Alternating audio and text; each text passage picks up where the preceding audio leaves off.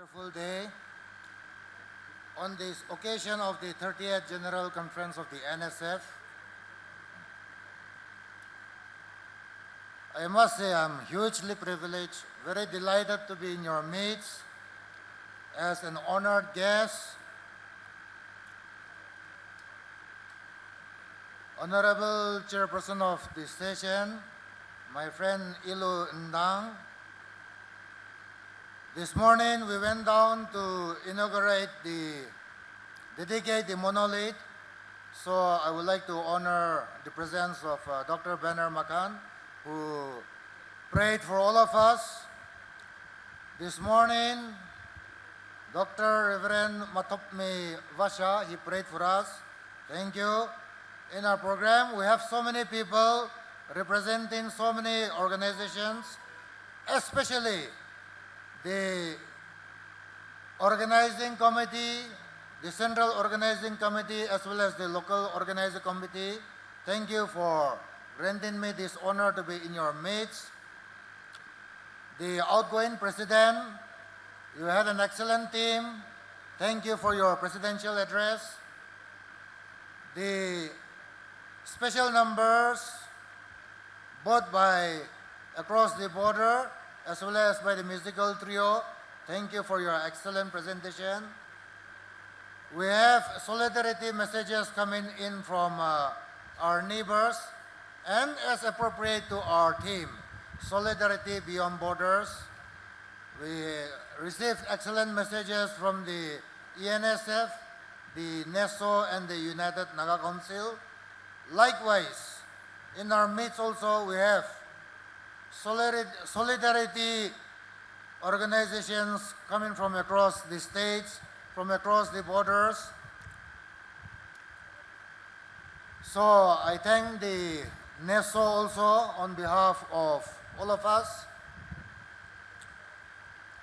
We also have parent bodies who are here in our midst, like the Naga Women Union represented by Madam Asha Ungnam and her team, the Naga Hoho, the Vice President represented all of us, the UNC represented by NG Loro and the team. We have the Khasi Students Union. Then from the NSF, we also gave a message. Chingmak and his team. I thought this session is for our Professor G.T. Tong, who is also the team speaker, but it seems his schedule has been changed. The occasion calls for all of us meeting, and also I'm told that the time for election has come to select a new team. So I would like to salute the NSF and the outgoing team, as well as in the evening, you'll have a new team. So I pay my respect to all the federating units who are here. I come from Kohima, Barabosti.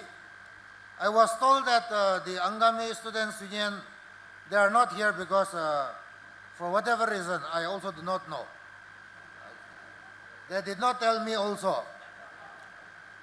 So I'm here at least, but if I am to be one of the hosts, if I'm to be a local legislator from Tangkhul, perhaps they will boycott me. Perhaps they will ask me also to resign. I know that our society, we are crying for something which we do not have.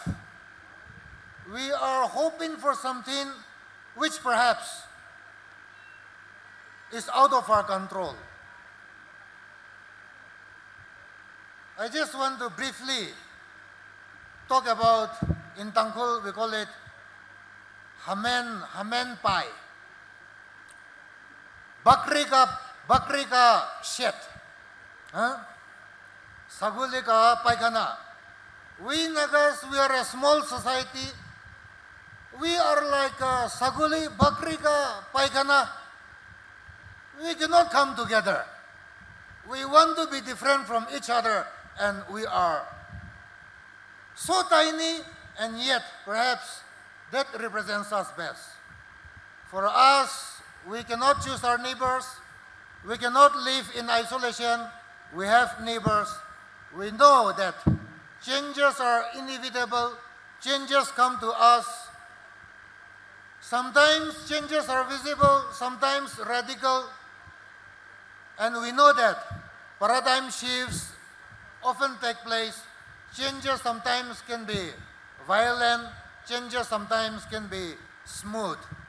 We also know that as people who appreciate diversity, we live in compactness as well as also in diversity, and therefore, we also know that despite our differences, despite our diversity, despite our unwillingness to be together, we as Nagas today, we are at one level, we can proudly say that the word Naga unites us across borders, both international, across states, which we often like to call it as artificial. The naming of Naga is what has unified us, and perhaps it is with this chaos within us that we find order in the name Naga. We also know that the fear of small number is pertinent. We know that we are a small society, a small community, compared to a big nation like India or to a big community society like the Burmese in Myanmar. So we know that a lot of changes have taken place. On October 29, 1947, NSF was formed. That was perhaps India got its independence free from British rule, and we fear the size and magnitude of being swallowed by India. So the fear of our being small perhaps prompted the formation of NSF, and NSF was founded also as a students' union, but the foundation of NSF, we all are reminded once again, is founded for a political cause. And today, with a lot of unsettling issues, the struggle, perhaps the journey of NSF, not only has changed, it perhaps needs to be driven more, perhaps a lot more need to come. The challenges, we have faced a lot, we have achieved a lot, but perhaps in the days to come, we need to have more affirmation, we need to face more challenges perhaps. And here, starting with this, I would like to briefly mention about a brief history of fear and about ideas. How do ideas shape our interests? I would like to go back to history a little bit. You may remember, some of you may not know, but you will surely have heard Khonoma. It's a beautiful village, Khonoma near Kohima. Madam Caroline Thompson Damand, she was from Hampshire inland. She just got married. She knows nothing about Naga Hills. She just faithfully, happily followed her husband. Married life has not been smooth in the jungles. It's barely a year since they met each other. She was the wife of the late G.H. Damand, the second Deputy Commissioner to Naga Hills. People mention about G.H. Damand. They say that he is a maverick. The 33-year-old second DC to Naga Hills. On the morning of 16 October 1879, he was standing in front of Khonoma Gate. 14 October. It's something like this. It was misty. Then suddenly, a gun holded by Kekhrielhoulie, age 25. He fired the gun and G.H. Damand fell dead.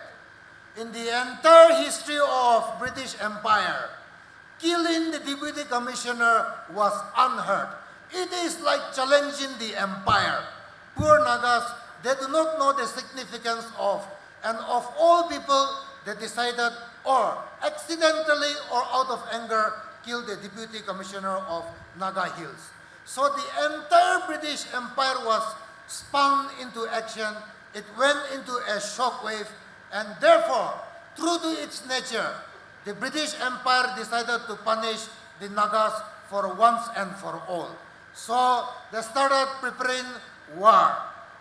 And when they decided to wage war on and punish the Nagas, it did not come softly, gently. Around this time, the so-called British Empire in the east, it includes Bihar, present-day West Bengal, it includes the entire, what do we call, Bangladesh also, and parts of Myanmar. When the siege took place, they organized a huge army. Around this time, the entire so-called Northeast was controlled by 4,797 British personnel, and it has 38 British officers. So when they decided to come to Khonoma, they came with a force, and by 27 March 1880, when Khonoma finally surrendered, the number of soldiers in and around Kohima in Naga Hills, it was nearly 1/3 of what the British Empire was having to control the Northeast. The significance of the British is another thing. What is important is that when the British started the war, they learned guerrilla warfare, and henceforth, guerrilla warfare started from the Naga Hills. Then, duck runners were ambushed. Therefore, soldiers for duck runners, bodyguards for duck runners was introduced in the British Empire for the first time through the Naga Hills, through the so-called Khonoma War, or you can call it as the so-called Naga-Anglo War. The war changed many things, but what is important is that the war took place in Khonoma only for one night. What the Naga warriors did is that they fled up towards what is called Chaka Fort on the foothills of Mount Jaffa. Guerrilla warfare continued for 3 months, 4 months, and the British could not catch hold of these Naga warriors who are waging hit and run on their soldiers, who are doing hit and run, going as far as Silchar and doing attacks on British interests. The British waited. What the British know is that a Naga warrior, however brave, ultimately has to surrender. And what is that? They know that sowing season is coming. Even if you are a brave warrior, you are a farmer first. You need to feed your stomach first. And only after that, you are a warrior. So the British were calculating that the sowing season is coming. How can these warriors not do sowing season? How can they not do farming for 1 year and wage war against their empire? And through their calculation, the brave warriors came down and surrendered. So what we have is food security was truly important to our ancestors. And today, we have so many fears. The fear of stranger, like an ancient fear, was very much within us. Food security, the fear of not having enough for the family is another thing. The fear of so small numbers, the fear of large numbers, fear embodies us. Just recently, we had all kinds of fears in the form of coronavirus. As a people without written history, we will not be able to document how our ancient ancestors, how were their fears narrated. When the white men first crossed Naga Hills, it was a huge number. That did not come from Dimapur to Imphal side. They went all the way from Silchar through the Jiripam Barak Valley. They came up to Imphal. Then they tied up with the British, the Manipuri king. So when they came down to Kohima, it was a band of 700 musketeers, 800 coolies, about 1,500, all armed to the teeth, crossing the Angami country. Definitely, to see a complete set of strangers in 1832, that really created what we call panic.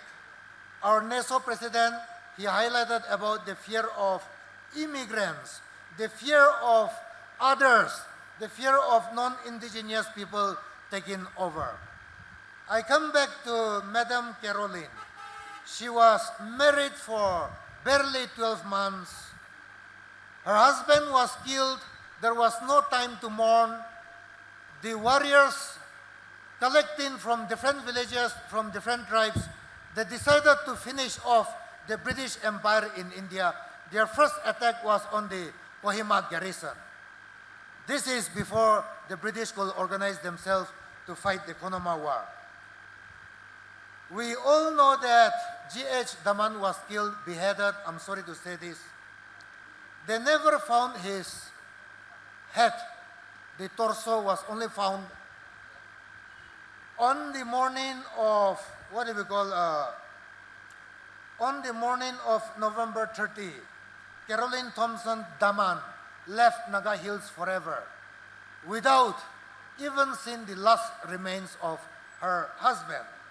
The head was finally surrendered after she left Naga Hills. She only had to contend burying the torso, and she left accompanied by 50 riflemen, never to return to Naga Hills. The Nagas, we today, we have globally exported ourselves with many nice things. The world has also known us for many good things. It has also known us for many different reasons.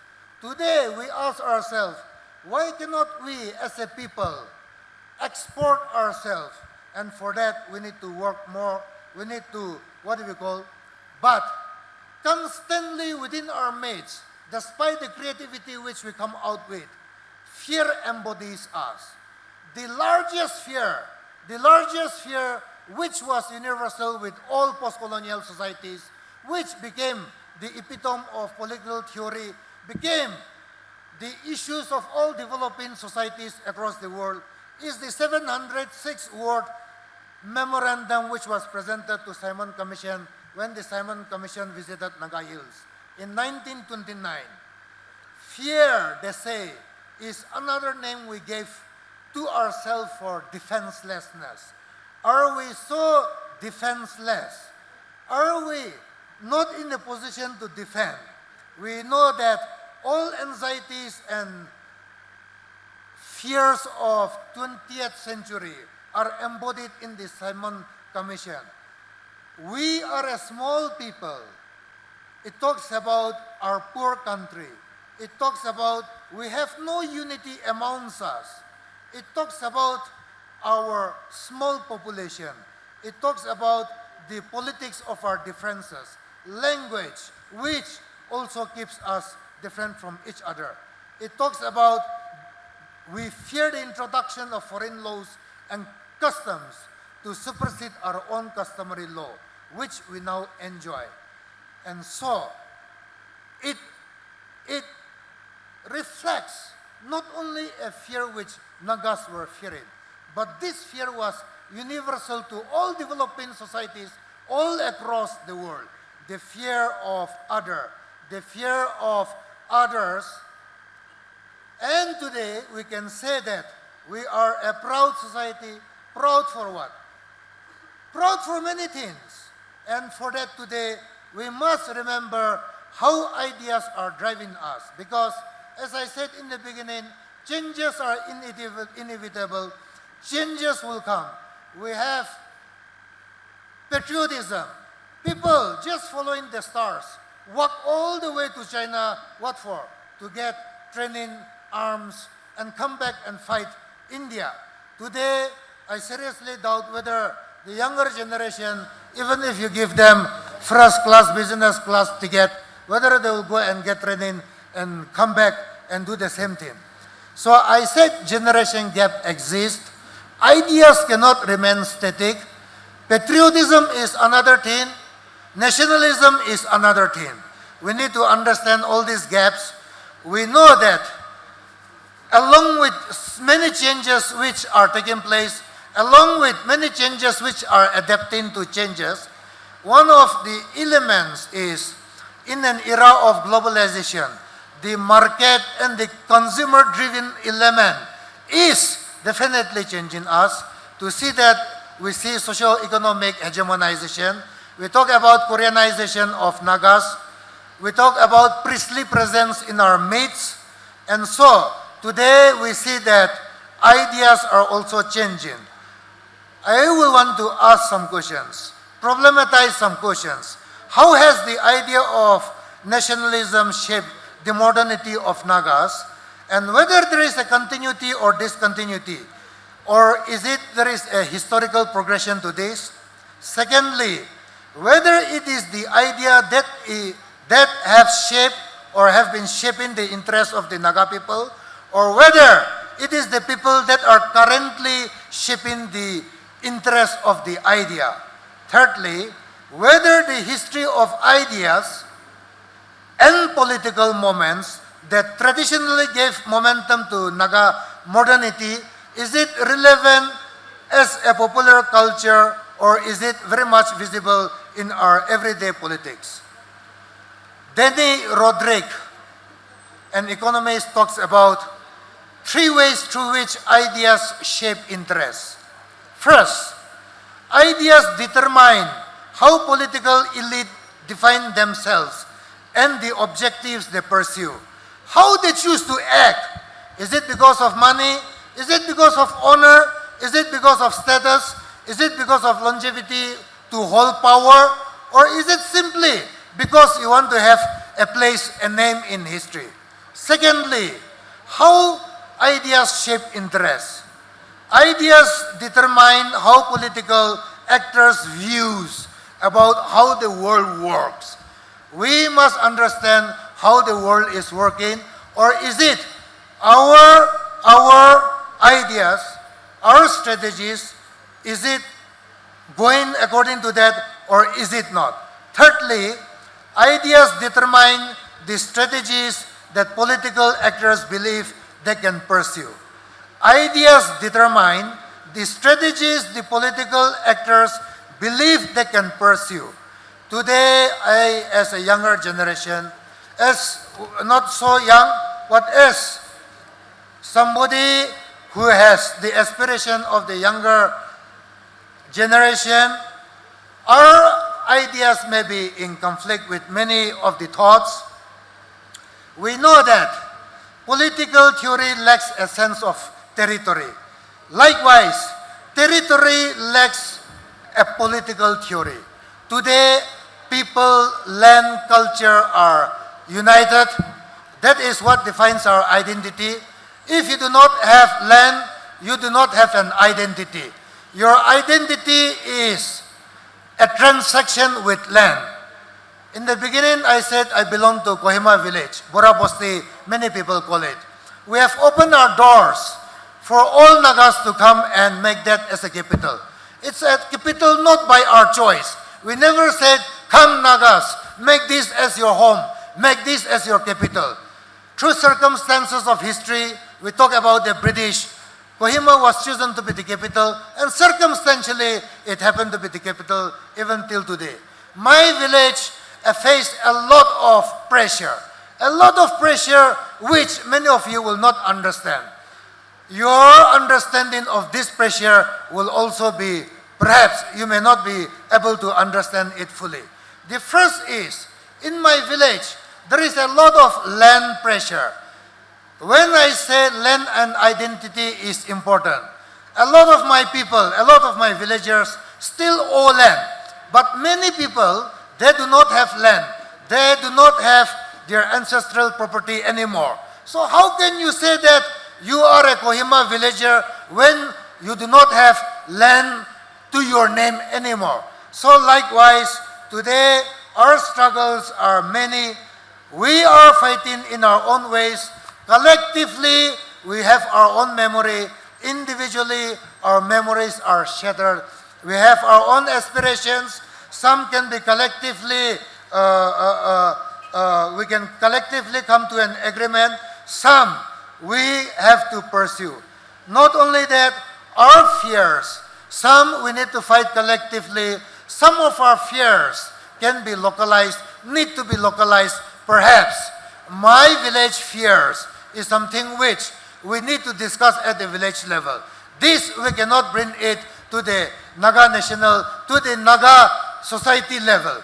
Likewise, today, I know even if we do not speak, many of our issues can be localized. We put our local issues in front of what we need to collectively put together.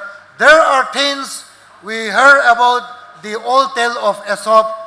It's easy to break a stick, but when a stick is all gathered, when all these individual sticks are put in the form of a bundle, it is impossible to break it. I bring greetings also from my Chief Minister, Srini Piurio. I told him that I'm coming for this. He extends his warm greetings to all of you. He also expressed some of the social unrest which is expressing in our neighborhood. It also calls for us to, in an uninhabited manner, for us to also at times not only condemn, but at times try to understate in the form of even coming out with a statement perhaps, or even in the form of mediation. When neighbors fight, a third party is involved. We know the role of our brave women in traditional Naga society, how they intervene when their menfolk are fighting. So it is important for us to adapt to changes which are happening around us.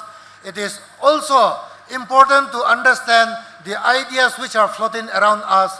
Likewise, how we have feared, it is important for us to re-evaluate our fears because our hope stems from our fears. We work collectively because we are faced with a common enemy. But again, fear can be interpreted. It is important today that we understand what needs to be collectively addressed, and we also need to understand what needs to be regionally, individually addressed.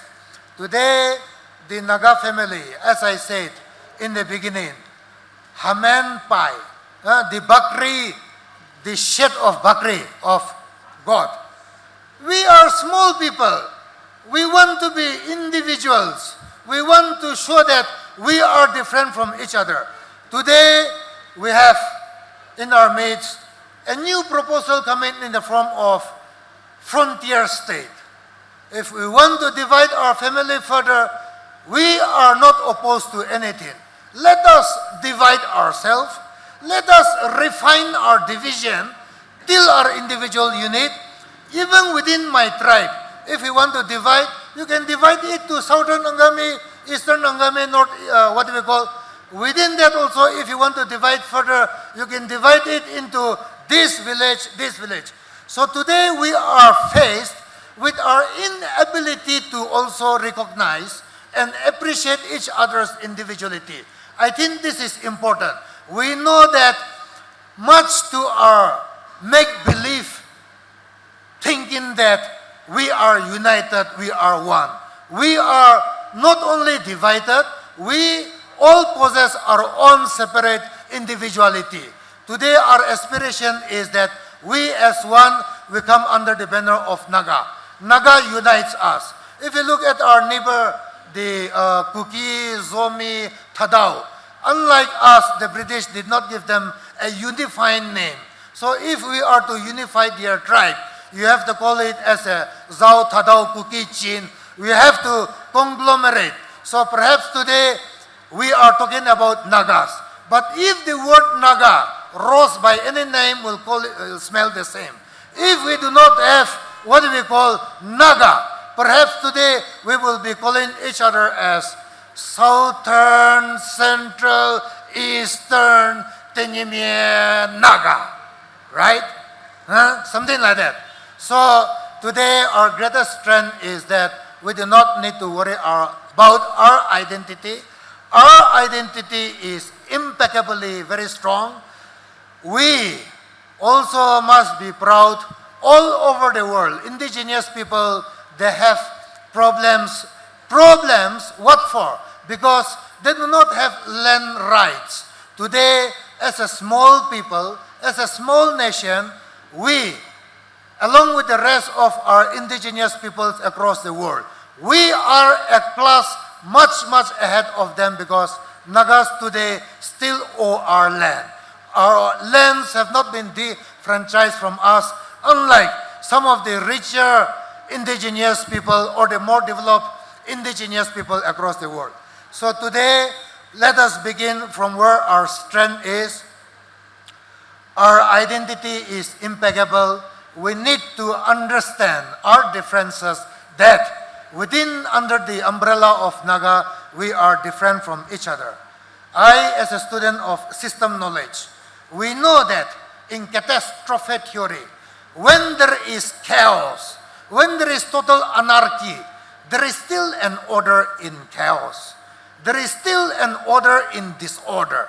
So today, the Naga home perhaps outwardly looks like in total chaos, in total disorder, but there is always a harmony. You go by the seaside, listen to the waves of the sea. It comes as a splash. You listen minutely to all the noises. It is a collection of so many noises that makes the sea splash, the waves come about. So today, for us to make the wave bigger, stronger, louder, we must review ourselves, and today, for us to walk ahead, appropriate to our theme, solidarity beyond borders, we have understood who we are. I think it is important for us to also understand who our neighbors are. Thank you so much.